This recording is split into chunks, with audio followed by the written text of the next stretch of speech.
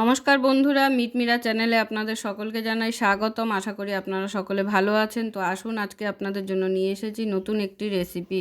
যেদিনেই রান্নাটা করবে সেদিন কিন্তু দুটো চাল বেশি নেবে।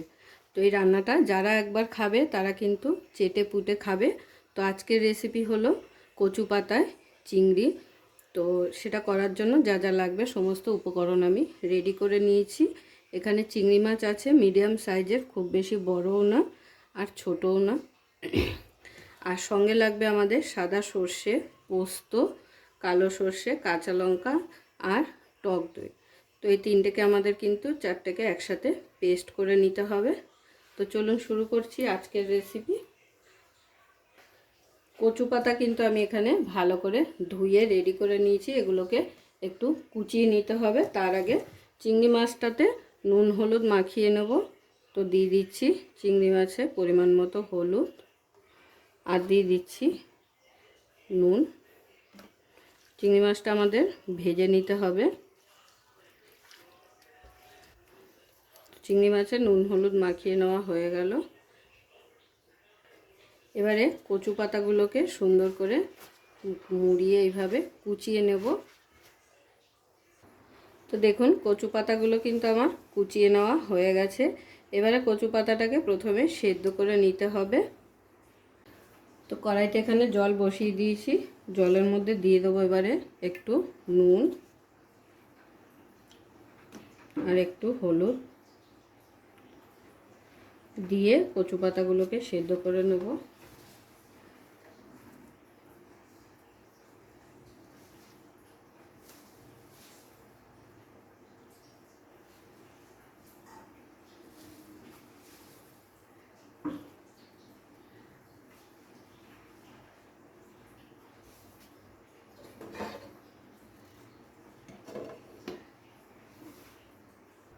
তো যতক্ষণে কচু পাতা সেদ্ধ হচ্ছে ততক্ষণে মশলাটা রেডি করে নেব।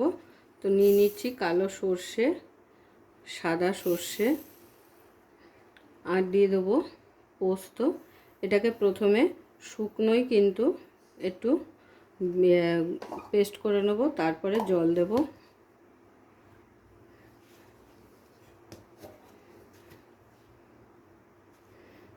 শুকনো একটু ভালো করে পেস্ট করে নিয়েছি। এরপরে এর মধ্যে দিয়ে দেবো লঙ্কা আর জল দিয়ে এটার একটা স্মুথ পেস্ট রেডি করে নেব।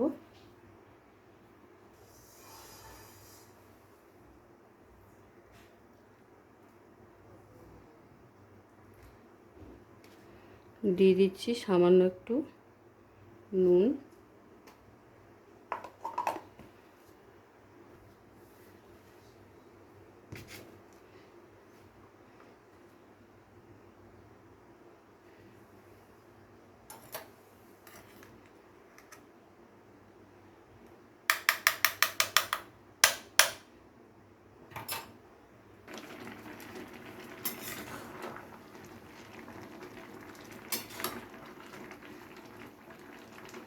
তো দেখুন, পাতাগুলো কিন্তু সেদ্ধ হয়ে গেছে। এবারে আমি নাবিয়ে একটা ছাঁকনিতে করে জলটা ঝরতে দেব।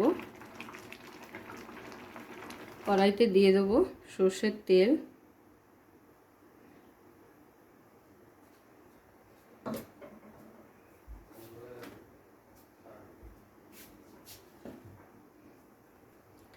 তেলটা গরম হয়ে গেছে। এবারে তেলের মধ্যে দিয়ে দেবো ফোড়নের জন্য কালো জিরে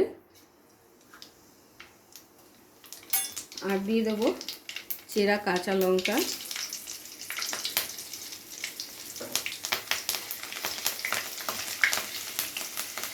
ফোড়নটা হালকা ভাজা ভাজা হয়ে গেলে এর মধ্যে দিয়ে দিতে হবে চিংড়ি মাছগুলো।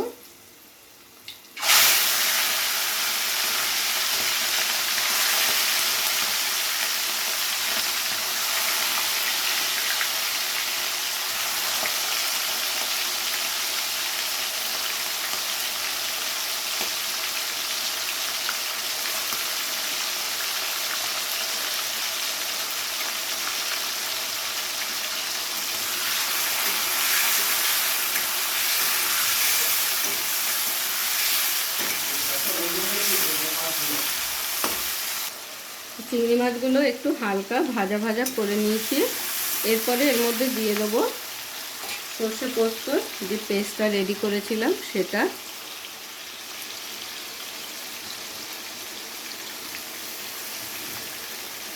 এটাকে দিয়ে কিছুক্ষণ একটু রান্না করে নিতে হবে। আর গ্যাসের ফ্লেমটাকে অবশ্যই লোতে করে দিতে হবে।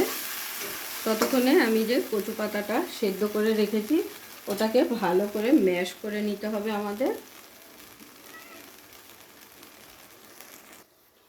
কচু পাতার যে জলটা খুব ভালো করে কিন্তু ঝরিয়ে নিয়েছি। এবারে একটা চামচ দিয়ে এইভাবে ভালো করে একটু কচু পাতাগুলোকে ম্যাশ করে নেব। তো খুব ভালো করে ম্যাশ করে নিয়েছি। এবারে এখানে অ্যাড করে দেবো একটু পাতিলেবুর রস।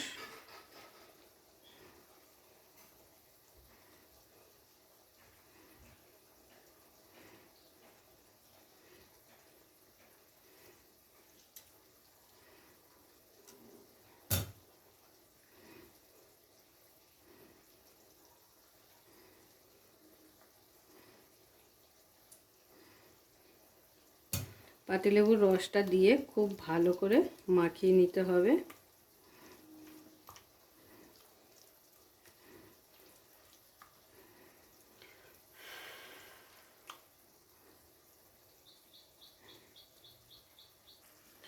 তো সর্ষে পোস্ত বাটা দিয়ে 2 মিনিটের মতো কিন্তু আমি রান্নাটা করে নিয়েছি।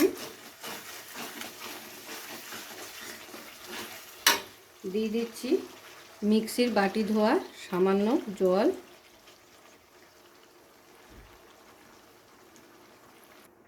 মিক্সির বাটি ধোয়া জলটা দেওয়ার পরে এখানে অ্যাড করে দিচ্ছি পরিমাণ মতো নুন, হলুদ,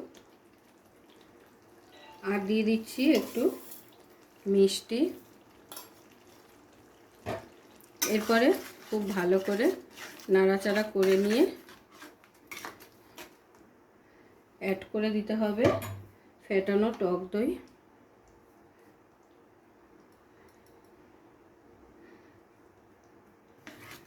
ফেটানো টক দইটা দেওয়ার পরে হাই ফ্লেমে আবারও 2 মিনিটের মতো একটু রান্নাটা করে নেব।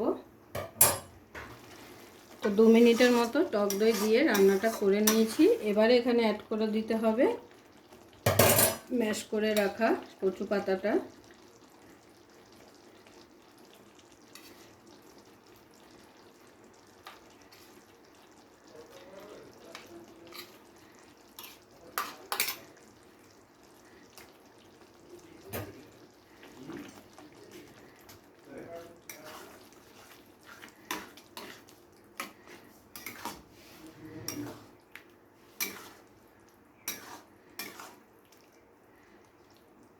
এবারে খুব ভালো করে নাড়াচাড়া করে আমাদের রান্নাটা করে নিতে হবে। দেখতেই পেলেন কত সিম্পল একটা রেসিপি, কিন্তু খেতে কিন্তু অসাধারণ হয়। তো প্রায় 10 মিনিটের বেশি হয়ে গেছে। ঢাকনাটা খুলে একবার কিন্তু চেক করে নেব। তো আমি ঢাকনা চাপা দিয়ে করছিলাম রান্নাটা, আর এটা কিন্তু একটু শুকাতে হবে। খুব বেশি জলসা জলসা ভাব থাকলে কিন্তু স্বাদ লাগবে না।